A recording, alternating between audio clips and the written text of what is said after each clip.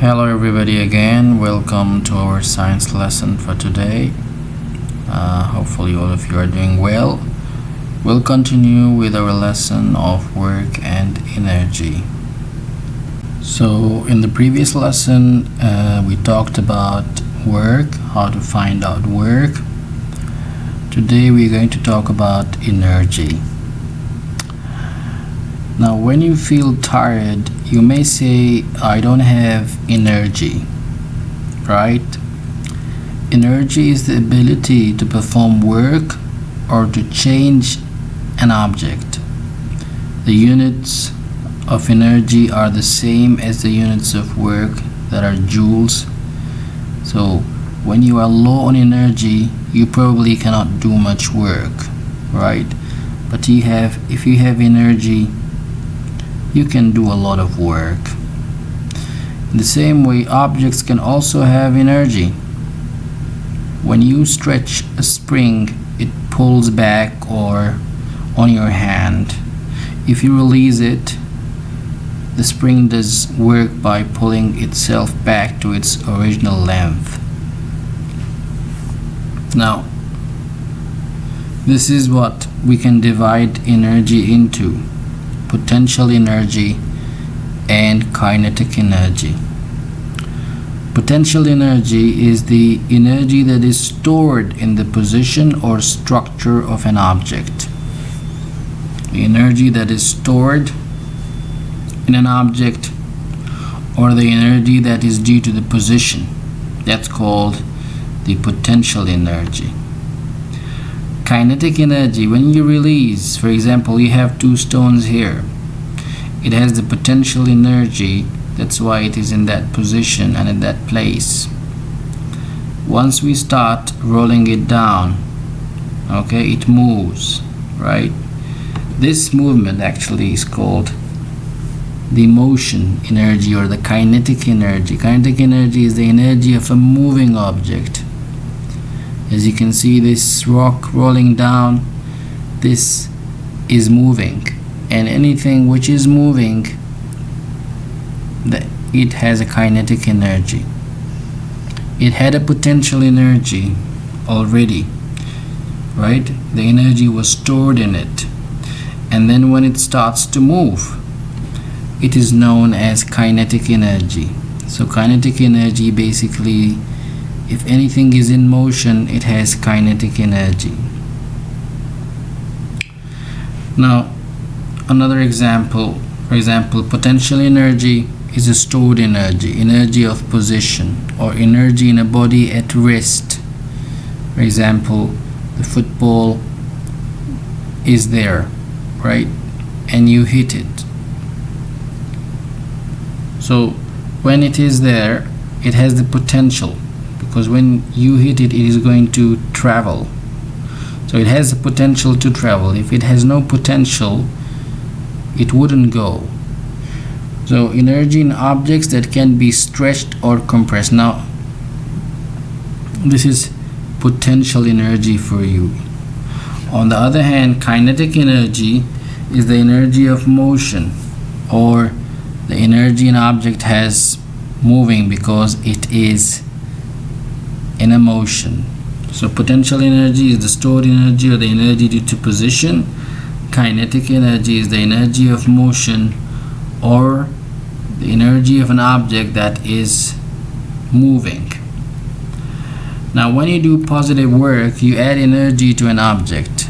For example, if you throw a ball, you increase its velocity and add to its kinetic energy. If you lift a ball, you increase the distance gravity can pull it and add to its potential energy, right? If you lift a ball, you increase the distance, the gravity can pull it, and it adds to its potential energy. If you drop a ball, gravity does work and changes the ball's potential energy into kinetic energy. You will see the ball falling down. So its potential energy is changed into kinetic energy. Now, potential energy in the links between atoms and molecules is called the chemical energy. These are the forms of energy. Okay, we have, for example, different kind of substances. They have different kind of energies. Now the potential energy in the links between atoms and molecules is called the chemical energy. Nuclear energy is the potential energy stored in links between the neutrons and protons in an atom.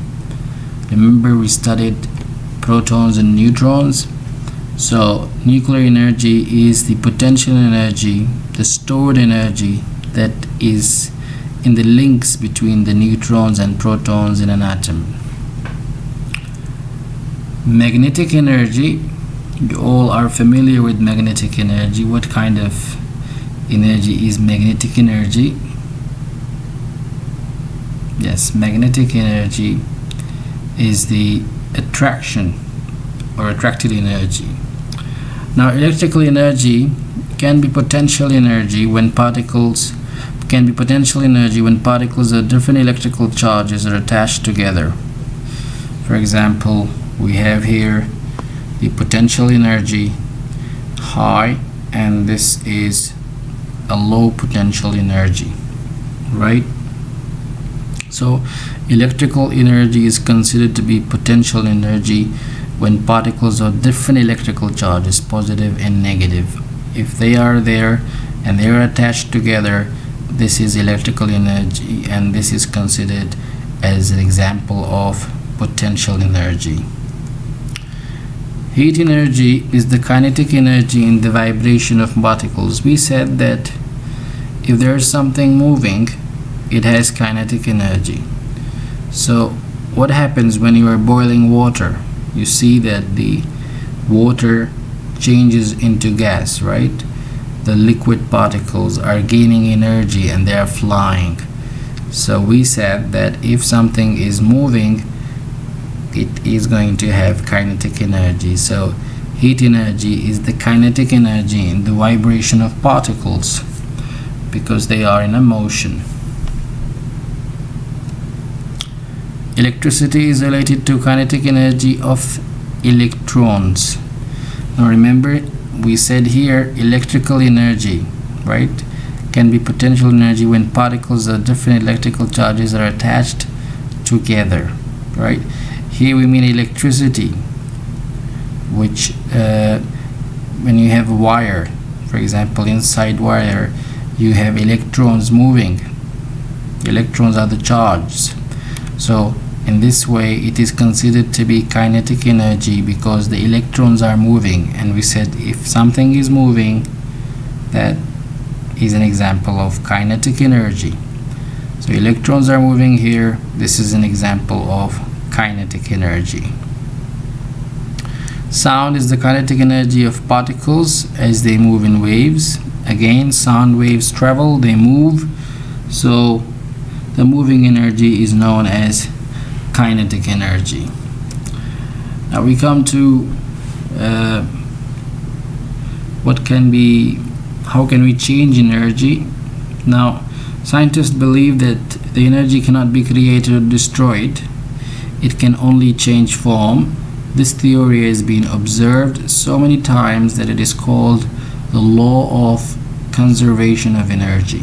So a roller coaster, for example, cannot gain kinetic energy without losing potential energy. So energy is not created nor destroyed, but instead it changes from one form to another form. This is known as law of conservation of energy. Now you might think that a roller coaster destroys energy. After all, the roller coaster steadily slows down. The lost energy, however, is not destroyed. It has become heat and sound through the work of friction. So when it is going up, you see that you hear voice, sound, okay, you see friction when there is a friction because it is rolling over there. So whenever energy is used to do work, that energy changes. The kinetic energy of water does work by moving the arms of water turbine here in the kinetic energy of falling water. For example, this falling water will move the turbines that are the small wheels inside these holes that you see, okay, and the kinetic energy of water, because water is moving, right? It does work by moving the arms of water turbine. The arm of the turbine do work, and it generates electricity. Now it generates actually particles around and changes into heat. Heat does work on a loaf of bread and changes into chemical energy. So this is how kinetic energy is happening here, changing it into chemical energy, right? And then it can go to your home, and electricity, again, it changes to kinetic energy. So energy can sometimes be can do undesirable works. This often happens when there is a friction. For example, friction inside a turbine here causes some kinetic energy to change into heat. You see some sparkles of heat and not electricity. Although some energy is changed into heat, the energy is not lost.